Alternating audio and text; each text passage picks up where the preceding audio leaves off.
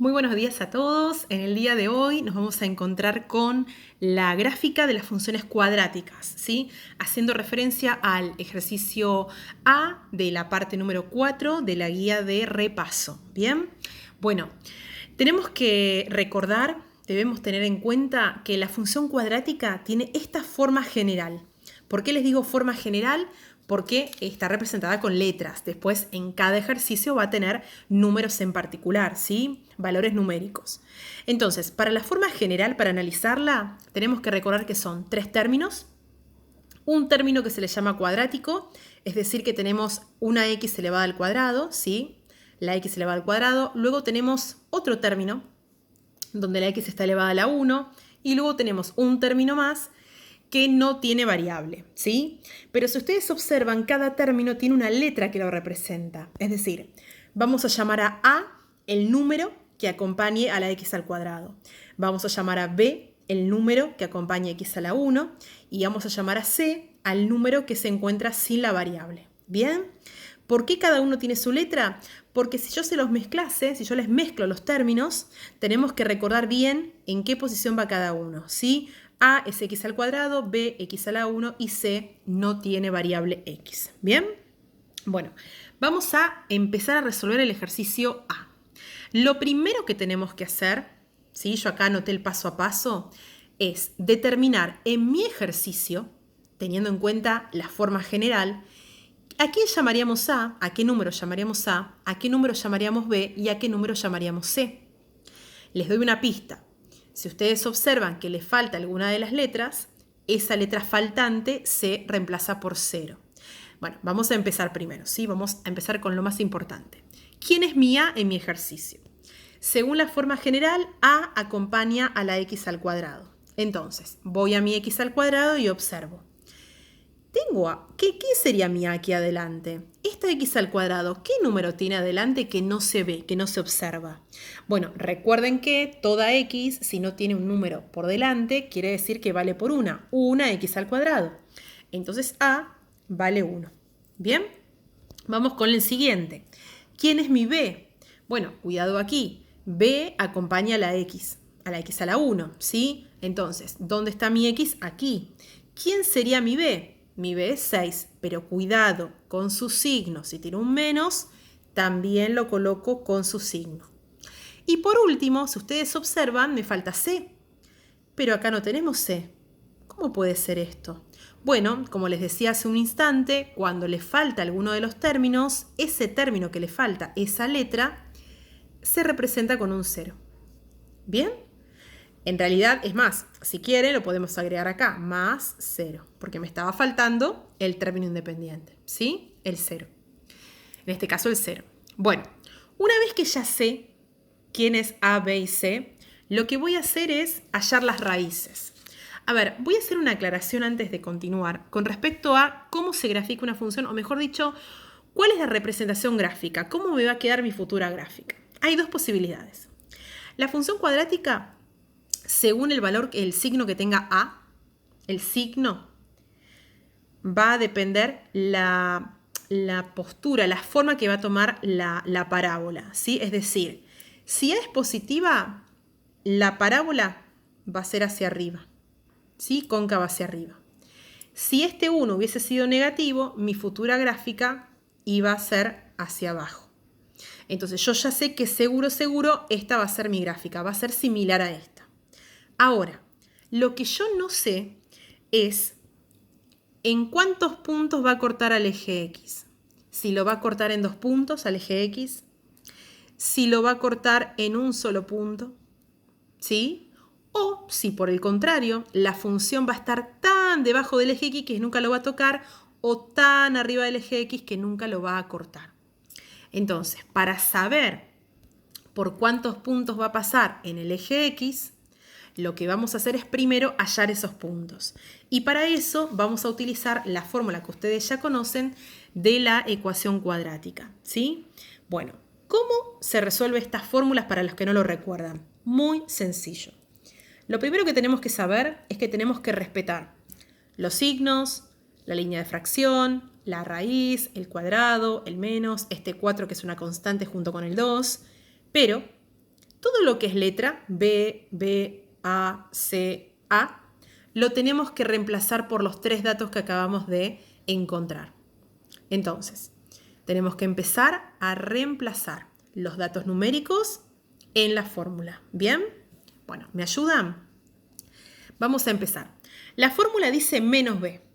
La pregunta es, menos B, ¿quién sería menos B? Bueno, el menos de la fórmula y ahora reemplazo en B. ¿Quién es B de los 3 que encontré? El del medio es menos 6. Entonces coloco menos 6, más menos, abro raíz. B cuadrado, ¿quién sería B cuadrado? Bueno, lo mismo. B al cuadrado, paréntesis. Bien, sigo, menos 4. Menos 4 es una constante, no lo puedo no escribirlo, tengo que escribir. Por A es 1. Por C, ¿quién es C en mi ejercicio? En mi ejercicio es 0. Perfecto. ¿Sí? Ahora trazamos la línea de fracción, que es la misma que está aquí, sobre 2 por A. Sería 2 por A es 1. ¿Sí? 2 por 1. ¿Bien?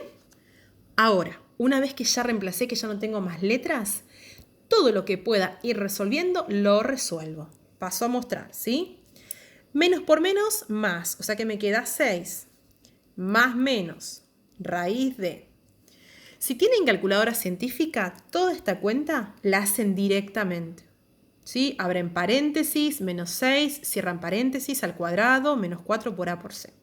Si no tienen calculadora científica a mano, o la del celular, quizás se les puede complicar hacer una cuenta tan extensa. Bueno, lo hacemos por términos. ¿Sí? Este es un término y este es otro término. ¿Cuánto es menos 6 al cuadrado? Menos 6 al cuadrado es 6 por 6, 36. Y menos por menos, más 36.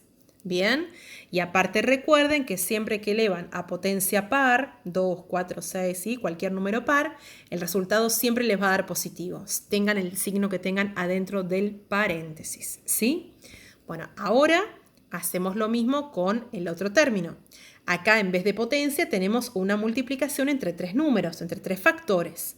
4 por 1, 4 y 4 por 0, 0. O sea que, nada, no me quedaría nada. Esto se hace 0, ¿sí? Pero bueno, lo voy a escribir para que se acuerden. Menos 0. Sobre 2 por 1, que es 2. ¿Sí? Bueno, ahora vamos resolviendo la raíz. 6 más menos 36 menos 0 son 36. Dividido 2. Si hay algún paso que ustedes se quieran saltear, no hay ningún problema, ¿sí? Ahora resuelvo la raíz. La raíz cuadrada de 36 es 6. Y bueno, llegamos casi al final de las raíces, de la búsqueda de las raíces. Recuerden que este más y este menos no están porque sí. En este momento, la función se va a partir en 2. ¿Sí? Acá voy a tener el máximo de 2 raíces para saber dónde corta el eje X, ¿sí? Entonces, ¿cómo hacíamos este cálculo? Muy fácil. Repetíamos la misma cuenta, esta misma cuenta, pero en una me llevo el más solamente y en otra me llevo el menos solamente. Entonces me queda 6 más 6 dividido 2 y 6 menos 6 dividido 2. ¿Bien? Bueno, ahora resolvemos. 6 más 6, 12, dividido 2, 6. 6 menos 6, 0, dividido 2, 0. ¿Bien? Entonces, yo ya sé que cuando grafique, la función va a tocar al eje X, lo va a cortar en el 0 y en el 6. ¿Bien? Bueno, seguimos ahora con la siguiente parte. Ya hicimos la primera, que fue hallar las raíces. Ya las tenemos. Ahora hay que seguir con los siguientes pasos. Bueno, vamos a continuar ahora con el paso 2. El primer paso fue buscar las raíces, el segundo paso es hallar el eje de simetría. ¿Qué quiero decir con eje de simetría? Para que tengan una idea, nuestra futura gráfica es una parábola, que yo les había hecho un gráfico, ¿sí? Bueno, la parábola tiene una característica. En la mitad de la parábola, exactamente en la mitad, va a pasar un eje, ¿sí? Ese eje se le llama eje de simetría, ¿por qué? Porque ese eje va a dividir la parábola en 2 partes iguales, ¿sí? Van a quedar simétricas de un lado y del otro. Entonces, para hallar ese punto, para luego trazar la recta, lo que hacemos es utilizar esta fórmula. Esta fórmula se denomina x del vértice, ¿sí? Se suele decir x del vértice porque es el valor de x donde se produce la simetría, ¿sí? Y luego donde también se va a producir el vértice de la parábola, pero bueno, no voy tan rápido, vamos por partes, ¿sí? Bueno, lo primero que hacemos entonces es hallar el eje, ¿bien? Ahora, la fórmula es menos b sobre 2 por a, es una fórmula muy cortita. Menos b sobre 2 por a sería volver a la primera parte del ejercicio y ver quién es a y b. B es menos 6, entonces si es menos b sería menos menos 6. Y si es 2 por a sería 2 por 1. Menos menos me da positivo, 2 por 1 me da 2. Y si los divido, 6 dividido 2 me da 3. Quiere decir que cuando x valga 3, en ese punto de x3 va a pasar una línea discontinua partiendo a la mitad la parábola en partes iguales, obviamente, ¿sí? Bueno, pero ¿qué sucede? Hay un último paso que tenemos que hacer para empezar a graficar, que es la búsqueda del vértice. ¿Por qué? Toda parábola tiene un vértice, ¿sí? Ese vértice pasa por el eje de simetría que recién les acabo de mostrar, que acabamos de encontrar el valor, pero también pasa por un valor de y. Yo lo que quiero saber es en qué valor de y pasa también una recta discontinua, un eje, que luego, al interceptarse, al cortarse, hace que nazca el vértice. ¿Bien? Y gracias a la formación del vértice, nacen las ramas de la parábola. ¿Queda claro? Es decir, no puedo hallar solo x del vértice. Necesito hallar también y del vértice. Porque cuando ellos se crucen, van a ser el vértice real y desde ahí van a surgir las dos ramas de la parábola. La pregunta es, profesora, ¿hay alguna fórmula para hallar el y del vértice, o sea, la recta que pasa por y? No, lo que tenemos que hacer es, observen esto que es importantísimo, tenemos que tomar el ejercicio que nos dieron, el ejercicio, y igual, disculpen que no lo marco, y igual, ahí está, x al cuadrado menos 6x, y a esa función, a la original, voy a reemplazar a las x, obviamente, por el x del vértice, que en este caso es 3. ¿Qué significa? Que donde haya una x, voy a reemplazar por 3. ¿Bien? Ustedes dirán, ¿por qué, profesora? Porque yo quiero saber, cuando x vale 3, qué valor de y le corresponde para trazar la otra recta discontinua. ¿Sí? Entonces nos queda que y tiene que ser igual a 3 al cuadrado menos 6 por 3. 3 por 3 es 9, menos 6 por 3 es 18. Si hago esta cuenta, 9 menos 18 me da menos 9. Quiere decir que el punto más bajo que va a tomar la gráfica va a ser en menos 9 y en 3 se va a formar el eje de simetría. En esa intersección nace el vértice. Ya lo graficamos, solo es para que lo vayan teniendo en cuenta. En conclusión, diremos que el vértice está en las coordenadas 3 de x y menos 9 de y. Este es un dato para recordarlo. ¿Bien? Bueno, tanto el punto 1, que son las raíces, tanto el punto 2, que son el eje, que es el eje, el x del vértice, y tanto el punto 3, que es el y del vértice, lo vamos a poner así, y del vértice para que se acuerden, ¿sí? Tanto el punto 1, el punto 2 y el punto 3 se tienen que graficar. Vamos a ver de qué manera. Bueno, he vuelto a mi hoja cuadriculada y vamos ahora a graficar la función cuadrática. Paso por paso. El primer punto se grafica primero, el primer paso. Las raíces nos dieron 6 y 2. Recuerden, las raíces pertenecen al eje X, ¿bien? Por eso acá dice X1 y X2. Bueno, ¿dónde está el 0 de las X? Marco un punto lleno. ¿Dónde está el 6 de las X? Marco un punto lleno. 1, 2, 3, 4, 5, 6. Bien, ya tengo los dos puntos por donde las ramas de mi parábola van a pasar. Ahora vamos al punto 2. En el paso 2 habíamos encontrado el eje de simetría. El eje de simetría nos dio 3. Recuerden que estamos hablando de X. Marco el 3. 1, 2 y 3. Recuerden que dijimos... ahí está.